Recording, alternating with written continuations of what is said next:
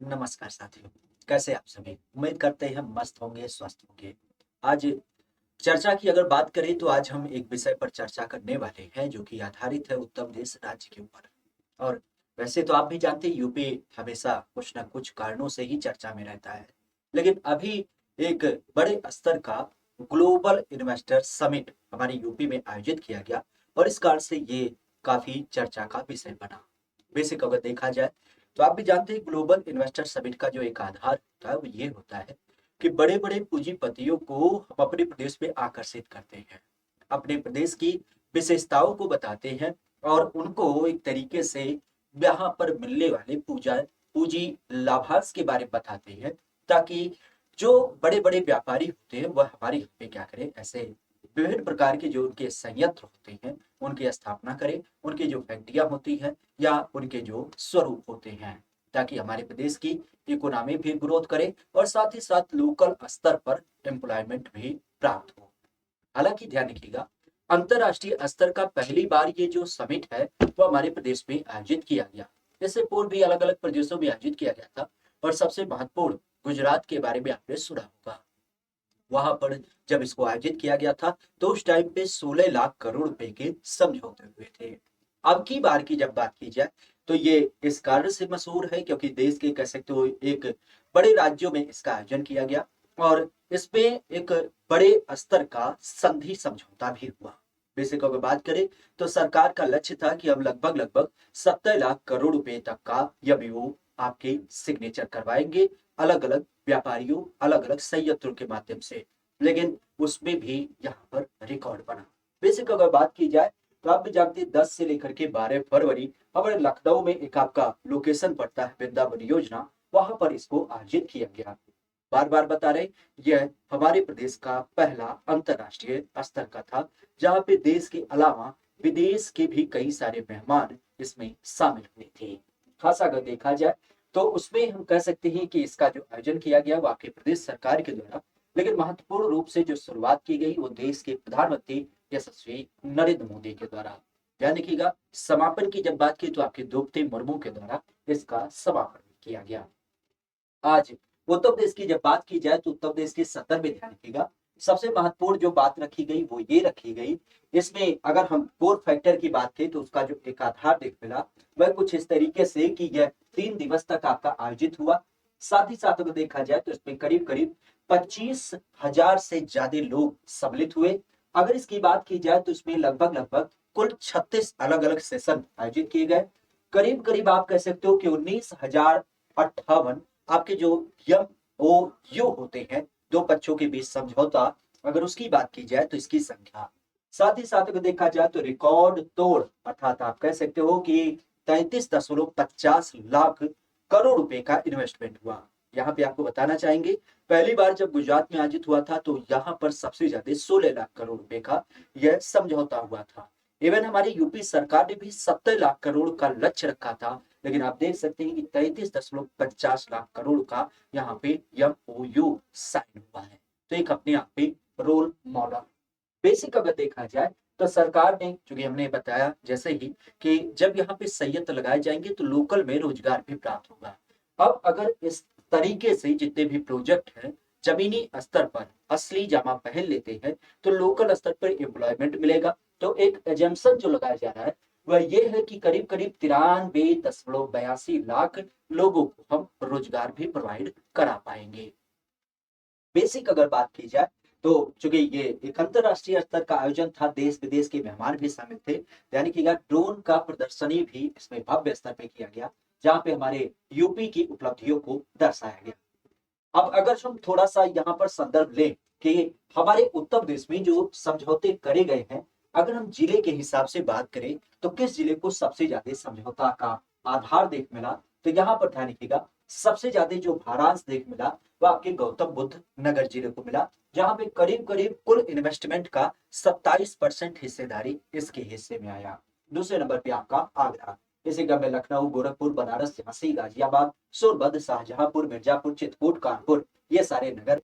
अगर इसको हम कनेक्ट करना चाहें क्षेत्रवार के संदर्भ में कि किस किस लोकेशन में कितने आपके इन्वेस्टमेंट है, तो खासा यहाँ पर आप देख सकते हैं कि पश्चिमी यूपी में आपका 45%, मध्य यूपी की जब बात की जाए तो यहाँ पर 13%, बुंदेलखंड की जब बात की जाए तो आपका 13%, और पूर्वांचल की जब बात की जाए तो यह आपके 29%। इस इन्वेस्टमेंट की सबसे खास बात हमें ये लगी कि यह यूपी के 75 जिलों में विस्तारित था। केवल यह किसी एक विशेष क्षेत्र में ना शामिल था, ना केवल आपके एनसीआर या पश्चिमी जिलों में शामिल था, पूरे प्रदेश को इसमें रेखांकित किया गया। और अगर जो इसमें बात करें तो सबसे ज्यादा जो हिस्सेदारी निकल के आई वह आपके पश्चिमी यूपी के हिस्से में आई। 45% कुल जितने आपके इन्वेस्टमेंट है उसका हिस्सा यहाँ पे देखने मिलेगा। अगर इसी क्रम की बात करें तो यहीं पर ही ध्यान रखिएगा, जैसा कि हमने जिले के हिसाब से देखा, अगर हम बात करें कि किस सेक्शन में कितने इन्वेस्टमेंट आपके किए गए, ध्यान रखिएगा सबसे ज्यादा जो हमारे यहाँ पे इन्वेस्टमेंट किया गया, अगर उसके आधार की बात की तो यह आधार दो अलग अलग सेक्टर में थे। कौन कौन सा सेक्टर? तो एक सेक्टर है रिन्यूएबल एनर्जी, अर्थात जब हम नवीकरणीय ऊर्जा के स्रोत की बात करें तो 15% हिस्सेदारी इसमें आपके सिग्नेचर की गई। और इलेक्ट्रॉनिक मैन्युफैक्चरिंग की जब बात की जाए तो उसमें आपके 12% हिस्सेदारी देखने मिलती है। ओवरऑल इंडस्ट्री के park, higher education, manufacturing, logistic, real estate, IT, tourism और हाउसिंग, इन अलग अलग सेक्शन में हमारे सिग्नेचर कराए गए। बेसिक अगर देखा जाए तो जैसा कि हमने बताया कि हमारा सबसे ज्यादा निवेश जो प्राप्त हुआ है वह पश्चिमी यूपी को 45% का, कितने का? 45% का निवेश आपके पश्चिमी यूपी को प्राप्त हुआ है।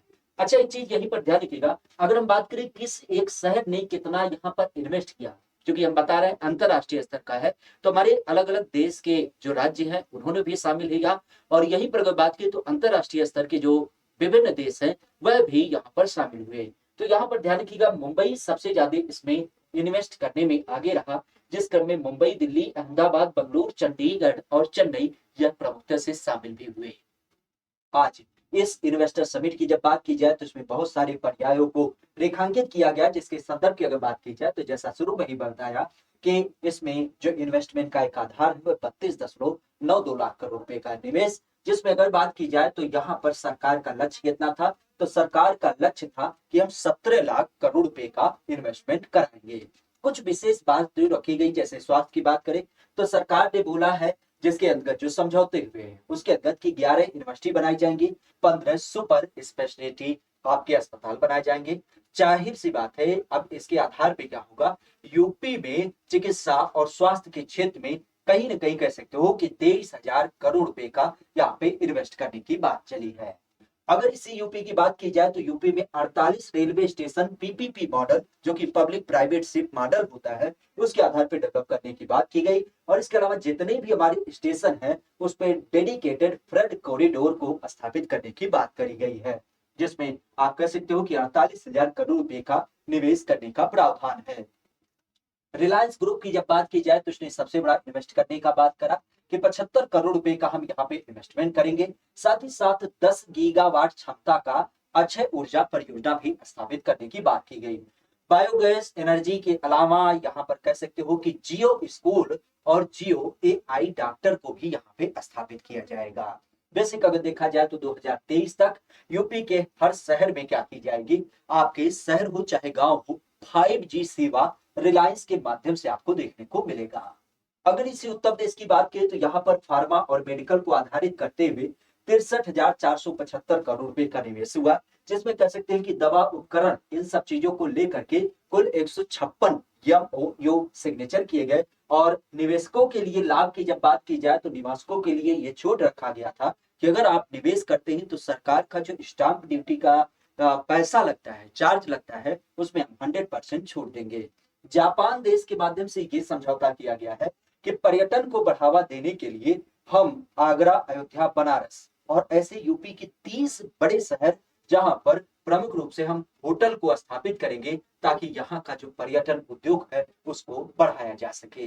यूपी की ही जब बात की जाए तो आदित्य बिरला ग्रुप समूह ने 25,000 करोड़ रुपए निवेश करने की बात की है, जिसके माध्यम से आपका चाहे सीमेंट हो, चाहे फैशन हो, चाहे रिटेल हो, चाहे केमिकल हो, चाहे फाइनेंस हो, या कार्बन ब्लैक की जब बात की जाए तो इन सारे क्षेत्रों में क्या होगा, इनका इन्वेस्टमेंट देखने मिलेगा।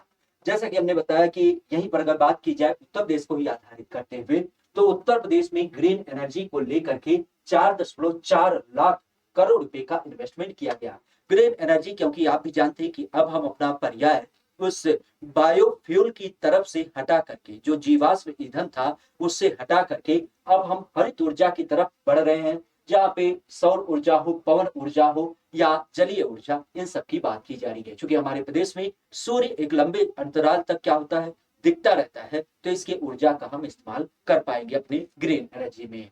साथ ही साथ अगर देखा जाए तो उत्तर प्रदेश में ही यहाँ पे बात की गई कि एक आने वाले दिनों में क्या होगा, डल लेक जैसी संरचना आपके प्रयागराज में बनाई जाएगी। डल लेक तो आप भी जानते हैं, जिसमें शिकारा उकारा चलता है जम्मू कश्मीर में, तो आपके प्रयागराज में ऐसी एक स्थापित की जाएगी ताकि हमारे यहाँ पे पर्यटन को बढ़ावा दिया जा सके।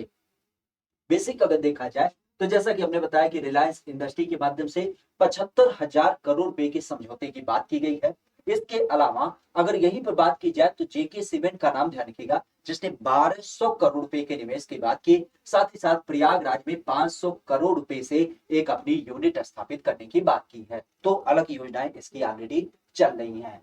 तो ऐसे कुछ महत्वपूर्ण पहलू जो कि इसमें आपके साइन किए गए, खास करके अलग अलग देशों और अलग अलग व्यापारिक संस्थाओं के माध्यम से, हमारे परीक्षा के दृष्टिकोण से भी और एक सामान्य नागरिक के होने के नाते इस पहलू को हमें जानना चाहिए कि आखिर हमारे प्रदेश में किस स्तर के डेवलपमेंट हो रहे हैं और क्या एक नई संकल्पना देखने मिली है।